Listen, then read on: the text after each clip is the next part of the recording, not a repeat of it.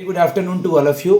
मैं अपने एक स्टूडेंट का मॉक लेने जा रहा हूं जो कि पंजाब नेशनल बैंक में पोस्टेड हैं, ठीक है। और ये अभी क्लर्क के पोस्ट पर हैं और इनका इंटरव्यू स्केल 1 यानी आरआरबी पीओ का है।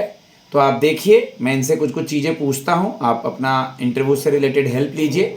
जो वर्किंग बच्चे हैं और जो नॉन वर्किंग हैं, इनके प्रोफाइल से रिलेटेड जो क्वेश्चन है उसके अलावा वो सुन सकते हैं। चलिए, मैं आई कम इन सर से स्टार्ट कीजिए। Please, may I come in, sir? Yes please come. Good afternoon, sir. Very good afternoon, बैठिए। Thank you, sir.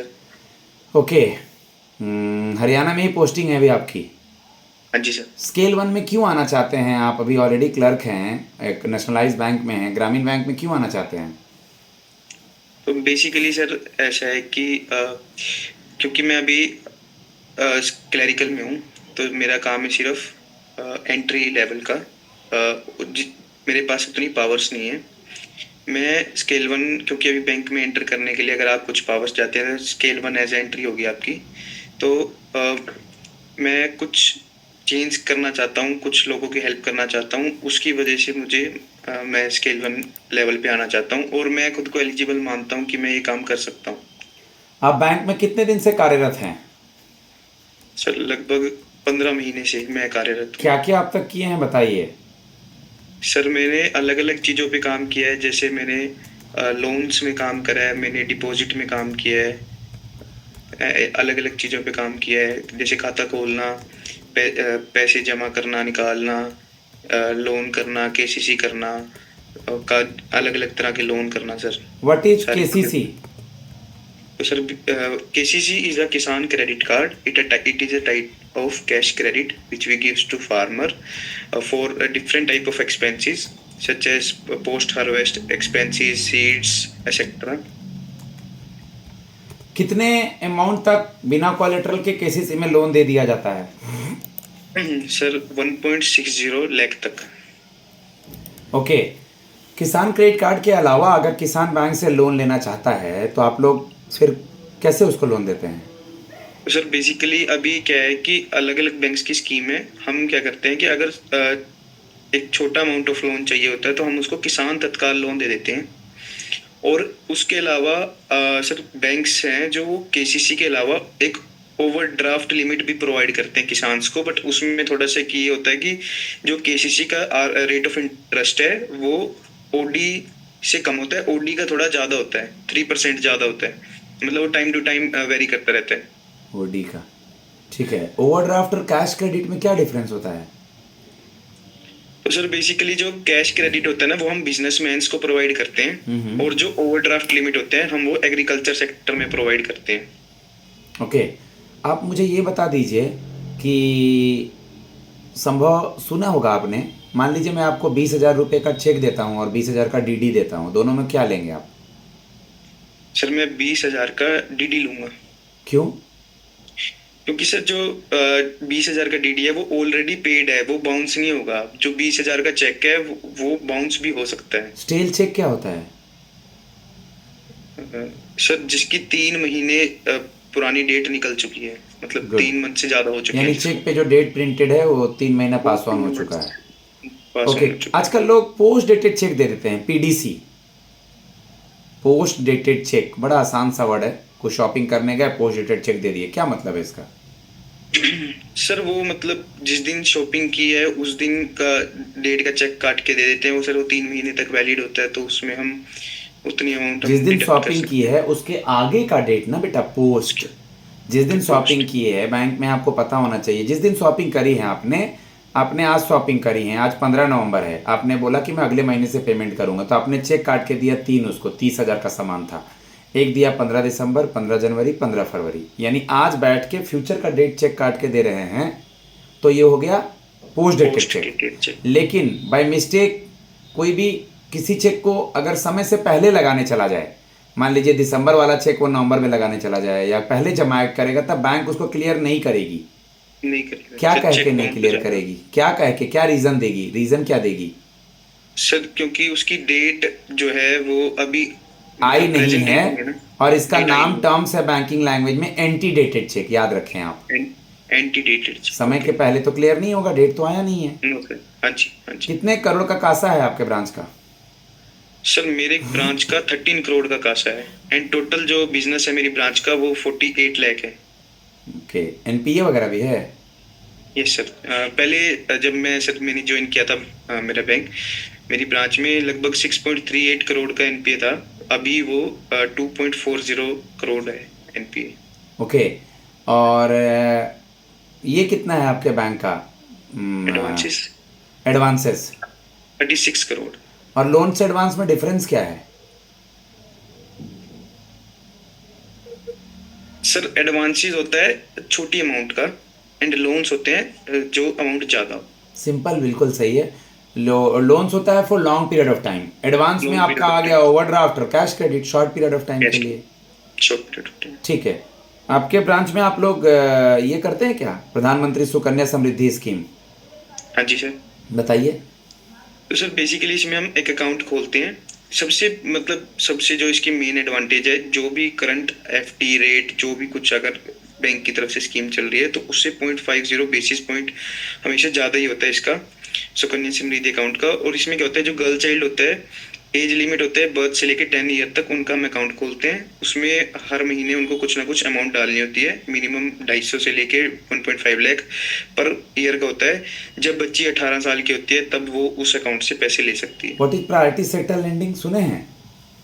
तो सर प्रायोरिटी सेक्टर लेंडिंग क्या होता है कि जो आरबीआई है उन्होंने बैंक्स को अलग अलग टारगेट दिए हुए हैं कि आपको इतना इतना जो परसेंटेज ऑफ आप एडवांस दे रहे हो वो सेक्टर वाइज, जैसे आरआरबी के लिए 8 सेक्टर्स हैं, जो मैक्सिमम अमाउंट हम दे सकते हैं वो एग्रीकल्चर को दे सकते हैं। तो ऐसे उसको सर प्रायोरिटी सेक्टर लैंडिंग बोलते हैं, जिनको ज़्यादा प्रायोरिटी देनी है। क्योंकि ओके, क्या होता है कि आपकी पोस्टिंग हम कहीं भी कर देते हैं आज हरियाणा में ज्वाइनिंग करने के बाद, तो आप कैसे मैनेज करेंगे और आपकी क्या क्वालिटी है जिससे आप लोगों से इजीली घुल मिल पाएंगे? तो सर अभी जैसे मैं एक नेशनलाइज्ड बैंक में हूँ, मेरी अभी रूरल पोस्टिंग है, एंड हरियाणा के अंदर मैं पोस्टेड हूँ, मैं क्लैरिकल की पोस्ट पे हूँ। तो मुझे पता था वो हरियाणा में मुझे कहीं भी पोस्ट कर सकते थे। तो और अभी क्या है कि सर, क्योंकि मैं बैंक में काम करता हूँ और मेरे को एक मेरी जो सबसे अच्छी क्वालिटी लगती है कि मैं इजीली लोगों से कनेक्ट कर पाता हूँ। मैं उनका उनका जो दुख है वो समझ सकता हूँ, और जो उनको मेन प्रॉब्लम्स वो फेस कर रहे हैं मैं उनको काफ़ी हद तक रिजोल्व भी कर पाता हूँ। तो मुझे लगता है मेरी ये क्वालिटी मुझे हेल्प करेगी फर्दर, जैसे मैं ऑफिसर स्केल में जाता हूँ इन आरआरबी, एंड काफ़ी लोगों की हेल्प कर पाऊंगा। तो क्योंकि सर मैं कल्चर भी जानता हूँ, मैं लोकल हरियाणा से ही हूँ, तो इजीली कनेक्ट भी कर पाऊंगा सर। SMA 0, SMA 1, SMA 2 ये सुना है क्या? हाँ जी सर। तो सर ये होते हैं स्पेशल मेंशन अकाउंट होते हैं। तो ये होते हैं सर, जो एनपीए एक अकाउंट होता है वो 3 महीने बाद एनपीए होता है। तो जब वो उसका फर्स्ट मंथ होता है उसको हम रखते हैं एसएमए स्पेशल मेंशन अकाउंट 0 में, फिर SMA 1 में, जैसे सेकंड मंथ आता है फिर थर्ड मंथ में स्पेशल मेंशन अकाउंट सेकंड में रखते हैं, एंड देन फिर सर वो एनपीए हो जाता है अकाउंट, अगर 90 डेज तक वो ना किस्त करे तो। ठीक है। संभव आप मुझे बता दीजिए, आपने देखा होगा कि किसान, महाराष्ट्र के किसान हो या उड़ीसा है या और भी जगह के किसान कभी कभार फांसी लगा लेते हैं, हरियाणा वगैरह या और भी जहाँ फसलें नहीं हो पा रही है, लोन नहीं चुका पा रहे हैं, तो इस तरह के किसान को सरपंच के थ्रू सेमिनार में क्या समझाएंगे? तो सर क्या है कि जो मेन प्रॉब्लम्स हम देखते हैं विलेजेस में, काफ़ी सारे फार्मर्स को गवर्नमेंट की स्कीम्स के बारे में बिल्कुल भी आइडिया नहीं है, और सब्सिडी के बारे में आइडिया नहीं है। तो उसके लिए जैसे अभी जो हमारी गवर्नमेंट है वो फाइनेंशियल असिस्टेंस प्रोवाइड करते हैं, उनके बारे में भी काफ़ी सारी नॉलेज नहीं है। तो मुझे लगता है सर कि हमारे साथ हम सेमिनार्स करते हैं। अभी जैसे मैं बैंक में काम करता हूँ सर, जो हम पर्सनल लेवल पे करते हैं। हाँ, एक सर जो करनाल के म्यूनिसिपल कॉरपोरेशन के हेड हैं, उन्होंने आशा फाउंडेशन को नियुक्त किया है हर एक गांव के लिए। तो वो हमारे गांव में पर्टिकुलर एक लेडी आती है, और मैं और वो लेडी एक सरपंच के साथ मिलके कैंप लगाते हैं, जिसके अंदर हम PMJBY, PMSBY अलग अलग स्कीम्स के बारे में उनको जो है वो बताते हैं कि ऐसे ऐसे PM किसान फसल जो अपना बीमा होता है, फसल बीमा, उनके बारे में सर अलग अलग स्कीम्स के बारे में बताते हैं। तो यही मेरे को लगता है सर कि मैक्सिमम हम जो है नॉलेज प्रोवाइड करेंगे तो उससे सर काफ़ी सही होगा। एंड क्योंकि सर क्या होता है कि कई बार जैसे हमने किसी को KCC लिमिट प्रोवाइड की, मेनली वो सुसाइड किस वजह से करते हैं, वो करते हैं कि थोड़ा मिस बैलेंस की वजह से, अगर फसल खराब हो गई है तो उस वजह से। तो सर इन्हीं चीज़ों के बारे में सर हम उनको समझाएंगे कि जैसे फसल बीमा होता है, अलग अलग चीज़ें होती हैं सर। ठीक है। आप बता दीजिए, आपने बैंक में सुना भी होगा कि बैंक अगर बैंक से लोन लेती है, इस टर्म को क्या कहते हैं? सर उसको हम बोलते हैं bank rate. Bank rate? Bank rate से तो कोई भी बैंक आरबीआई से लोन लेता है लॉन्ग पीरियड के लिए। सॉरी सर, मैं नहीं रिकॉल कर पा रहा हूँ। रिकॉल नहीं कर पा रहे हैं। रिवर्स रेपो रेट क्या होता है? तो सर ये एक तरह से रेपो रेट होता है जिससे कोई भी बैंक आरबीआई को जो है एक लोन प्रोवाइड करता है। करंटली ये 3.35% है। कॉल मनी, नोटिस मनी और टर्म मनी सुना है? नहीं सर, सॉरी सर, सुना है बट अभी मैं रिकॉल नहीं कर पा रहा हूँ। Okay, tell me something about आपके हरियाणा के कुछ मुख्य फसलें। सर हमारे हरियाणा में जो मेनली फसल्स उगाई जाती हैं वो है राइस, वीट, बार्ले, यही कुछ है सर। ज्यादा तो राइस होता है, राइस को प्रायोरिटी देते हैं, वीट को प्रायोरिटी देते हैं सर। अभी पंजाब के किसान गेहूं वगैरह को लेकर के न्यूज में थे, कुछ आर्टिकल पता है?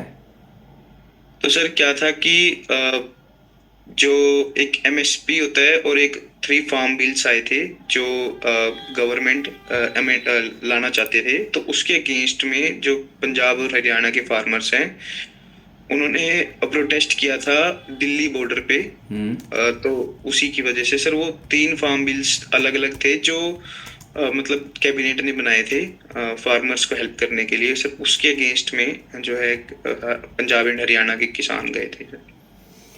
हाँ, ये तो पहले की न्यूज़ है। अभी गेहूं को लेकर के कुछ न्यूज़ आ रहा था, ये देखा आपने न्यूज़ में? तो सर वो एक ना गेहूं को उगाने के लिए सीड्स की रिक्वायरमेंट होती है, उसको सर डीपी पीडीपी कुछ बोलते हैं सर। हाँ, ये भी न्यूज़ में था कि मतलब आपके हरियाणा में ये न्यूज़ में था कि आपका जो यूरिया वगैरह होता है वो प्राइवेट शॉप्स पे अवेलेबल था, लेकिन ये काफी ज्यादा सरकार की हाई तरफ रेट्स से पे उनको सर नहीं उसको मिल सेल रही कर रहे थी। थे। और एक और जो न्यूज़ जिसकी मैं बात कर रहा हूँ, सरकार पंजाब के किसानों का गेहूँ नहीं परचेज कर रही थी क्योंकि उसमें नमी ज़्यादा था। तो हाँ जी। अभी वो न्यूज़ में था अखबार में, ठीक है। तो सर उसमें क्या था कि एक सरकार ने अब की बार 17 जो है पॉइंट सेट कर दिया था, इससे ज्यादा अगर मॉइस्चर किसी भी किसान की वीट में पाई जाती है तो उसको सरकार ने ही खरीद रही थी। तो सर इसके लिए जो है फार्मर्स ने प्रोटेस्ट किया था काफी ज्यादा, क्योंकि मतलब कईयों की 18, 19, 20 ऐसा मॉइस्चर आ रहा था, बट सरकार ने गवर्नमेंट ने क्लियर 17 पॉइंट रखा था कि इससे नीचे अगर मॉइस्चर होगा तो ही हम खरीदेंगे, इससे ज्यादा अगर होगा तो नहीं खरीदेंगे हम। Okay, tell me something about आपकी क्वालिटी क्या है? तो सर मेरी क्वालिटी जो मुझे लगता है कि सबसे सही है कि मैं इजीली लोगों से कनेक्ट कर सकता हूँ। और इजीली कनेक्ट करने के साथ साथ मुझे ऐसा लगता है कि सर मैं मतलब काफी अच्छे से किसी से बात कर सकता हूँ। अगर कोई परेशान है तो उसको मैं मोटिवेट कर सकता हूँ इजीली, मतलब थोड़ा एफर्ट्स डाल के किसी को भी मोटिवेट कर सकता हूँ। लास्ट क्वेश्चन आपसे कि अपने जो ये जॉब है, इस जॉब का नॉलेज का यूटिलाइजेशन वहाँ कैसे करेंगे और बैंक को कैसे एसेट्स में लेके आएंगे? तो सर जैसे अभी मैं एक रूरल ब्रांच में पोस्टेड हूँ। मैं यहाँ पे काफी सारे जो है प्रॉब्लम्स को जो देखता हूँ वो, क्योंकि अभी मैं क्लरिकल लेवल पे हूँ, मतलब मेरी बाउंडेशंस हैं कुछ जिससे आगे बढ़ के मैं उन चीज़ों को नहीं कर सकता हूँ। एंड मैं काफ़ी सारी चीज़ों में ऐसे देखता हूँ कि यहाँ से ब्रांच का बिजनेस बढ़ सकता है, जो कि मैंने अपनी अथॉरिटी को भी बताया। सेम चीज़ सर मैं रीजनल रूरल बैंक में, क्योंकि वहाँ पे क्या होता है कि सर जो पॉलिसीज होती हैं वो पर्टिकुलर रीजन वाइज होती हैं, और मैं उनकी हेल्प से बैंक का बिजनेस इंक्रीज करूंगा। एंड एक थोड़ा मुझे अच्छा एक्सपोजर हो चुका है सर रूरल ब्रांच का, जिसकी वजह से मुझे सर काफ़ी ज़्यादा हेल्प हो पाएगी। Okay. Now guys, I am going to give feedback to my student. Okay, just try to take help from it. My number is 7503235358. Get connected with me for any interview of banking, regulatory body, scale 1, scale 2, scale 3. Thanks a lot.